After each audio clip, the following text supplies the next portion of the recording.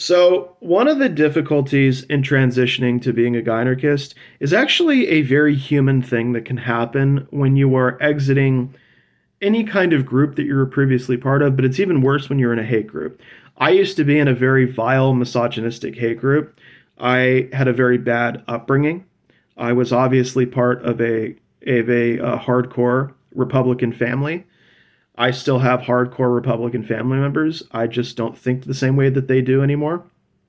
And when I was exiting my hate group, the hate group I was part of, I had a serious struggle I didn't know how to accept who I was. Um, I didn't know, I didn't even know who I was. I had problems with my identity. I had problems finding out what I really believed. And one of the biggest struggles with this was if I'm constantly having to search for beliefs, do I really believe anything? Can I really truly believe anything?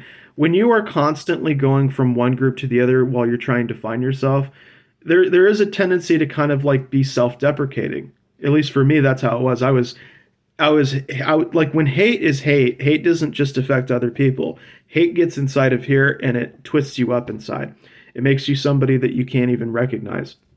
This is the danger that hate groups actually represent because they can destroy you internally. They can fill your veins with poison. They can make you think that certain things are acceptable when they're not. The primary goal of a hate group is to convince you that hatred is not only a good thing, but that it's justifiable and even necessary to hold on to those feelings and to direct them at other people that are the targets.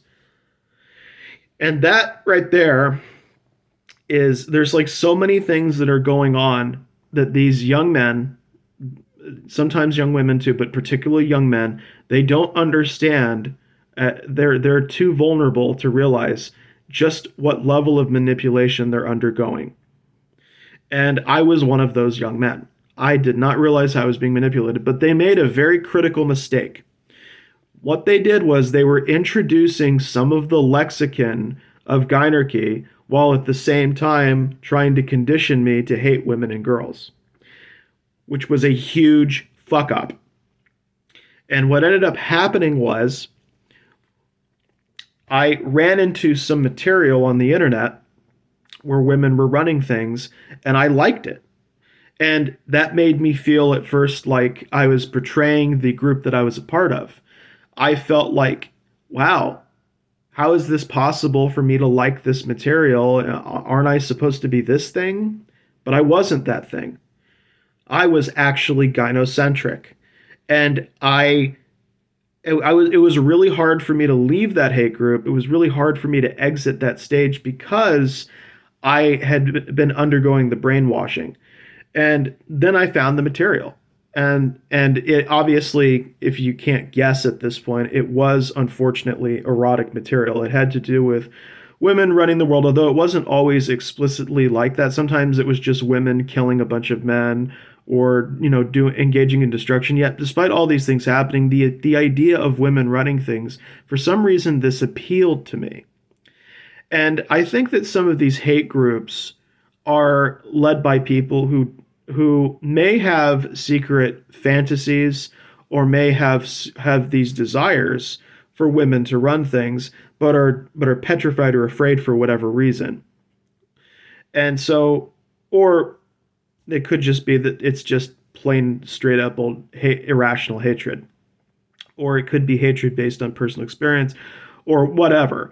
But I was exposed to the material. Sometime later, a few months later, I left the group and then I began to explore. I thought, well, hey, this can't just be an idea, right? This can't just be some fantasy. Maybe is there more to this? Is there maybe people I can talk to who think like this, who feel this way? Like that's how it started. It started with me thinking there's got to be more to it than this. Like why would somebody go through writing all of this if they didn't have some kind of conviction behind what they were writing? And then I discovered them. And then I found them on certain websites. And ever since then, I have delved deeper and deeper and interacted more and more with that community. And I have found myself changing from what I used to be. But I had a difficulty accepting it because I wasn't really sure who I even was. And that can be hard when you don't have somebody pulling you aside and saying, this is what you need to think about, or this is what you need to do if you're in this particular circumstance. Like, no one can tell you where exactly to go when you're lost, because that would, I mean, again, being lost is one of the worst feelings in the world. But how you find what you need in your life, that that's part of the journey. But it can be extremely difficult to transition into, especially if you're from the red pill community. That was one of the worst experiences I ever had. But when you go out of that community and you find this community, you realize all the preconceptions you have about other people, all the fears and all the hate, it just dissolves away. It's gone. I don't even wake up with that same thing. Like when I get angry, it's mostly about the world or it's about certain issues, but it's not towards a particular group anymore. I don't have any hate left in my heart for particular groups, not even groups that I feel deserve it. Unfortunately, I mean, it's kind of like this thing of like people like who've never been in hate groups, who have never felt like serious psychotic rage or had somebody trying to feed that rage, or like feel like you're literally getting physically sick from all of the hatred that's being pumped into you, like until you get to that point, because I know that there's some people that said, but isn't it okay to feel hate for people who deserve it or for people who are doing horrible things? I'm not going to say that's not the case, okay? I'm just saying that when you've gotten this far and you feel like you're getting visibly sick and that you're going to either drop dead or you're going to end up being in bed, I think that hate, and this has always been my theory, that hate has a different effect on different people. Some people can feel hatred and it just bounces off the top of their head. Other people feel hate and it affects their physical health and then their mental health. And then there's a point where it's like you either drop this or you drop dead. Like there's almost no in between. And that was the case for me. It got so ugly at one point that I didn't even know how to grapple with it. I didn't even know how to regulate it or process it, except to leave behind for a while the topics and the ideas that were encouraging so much of this stuff. So obviously, my nature didn't allow me to delve into this too long. It's like I can only swim in this pool for so many minutes, for so many weeks, months, whatever, before enough is enough. This isn't going to work. I don't belong here. And of course, naturally, there's other manhood issues as well you face. Oh, you weren't strong enough to handle it, or you weren't good enough. Like there, again, there's a lot of ways in which you can feel things that you normally wouldn't feel and do things you normally wouldn't do if you were not in one of these groups. So the fourth one is cost benefit analysis. Now, when I mean cost benefit analysis, I'm referring specifically to your time and your energy. Okay, well, what will, like, because somebody at some point has thought about, oh, well, women running things and so on and so forth, but what will investing my thoughts and feelings into this topic get me? Like, what is going to be the return value? Am I going to get friends? Am I going to get community? Are are those going to replace the things that I the things and the people in my life that got me, that have got me to where I am today, that have helped me survive and thrive in whatever ways they were able to accomplish those things? Like, will the investment be worth it?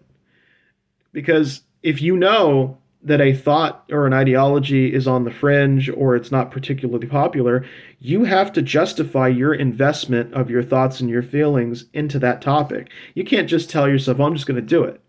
It's not that simple, especially as an adult when you get older and you have other obligations and responsibilities.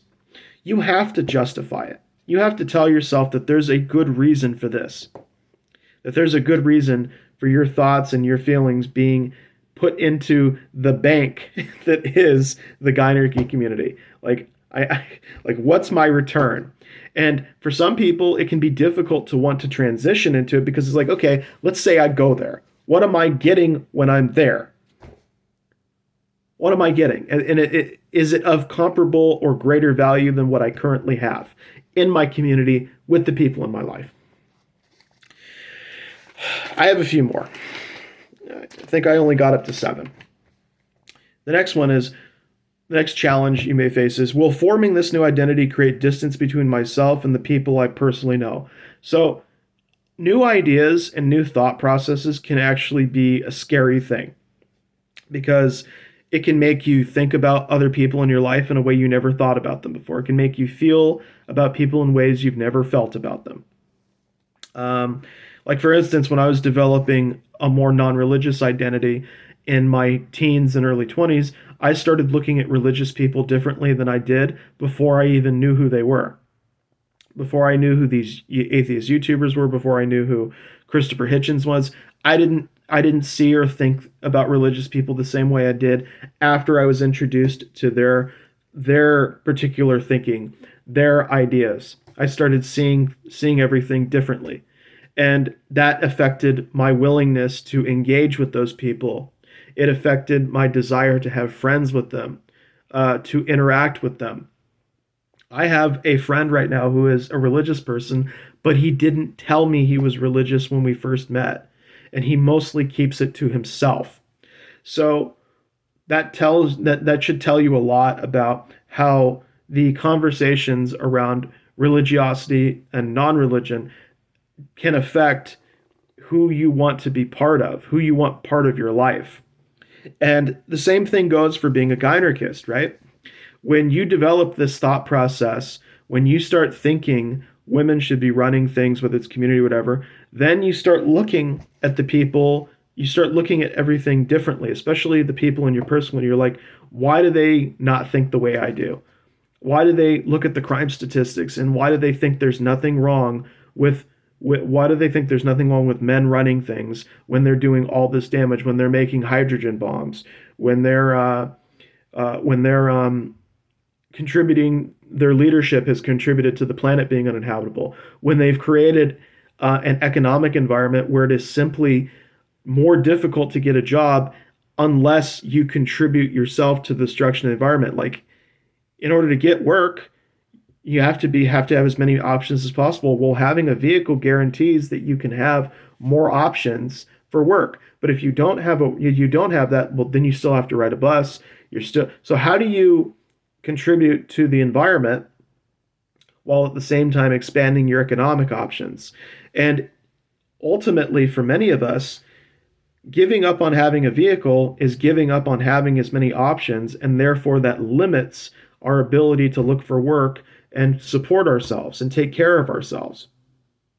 So when we think about, as a gynarchist, when you start to see the problems, that when you start to see one sex as being inherently more problematic than the other, as not being as good, as not being a good source for leadership, I think that naturally affects the way you think about the men and women in your life, how they think. Why aren't they coming to these conclusions? What is it about them that doesn't notice the disproportionate crime being done by men, the disproportionate amount of wars waged by men, and not only all of these things, but the general negligence or apathy that men seem to have in general about the environment being uninhabitable, not even seeming to give a shit. And when you go through all of this, you're like, well, how do I maintain relationships with people who no longer share the same concerns that I do, that who can't even begin to think in the way that I do? How do I relate to these people? How do I keep talking to them? This is a challenge when you transition, because once you've formed this new identity, there's always the possibility that you may not be able to stand being around people anymore who don't think like you or feel the way that you do. And that's where community comes in. That's why people talk about community, because they're tired of the one they're living in, or they're getting sick and fed up with it. I'll see you in part 3.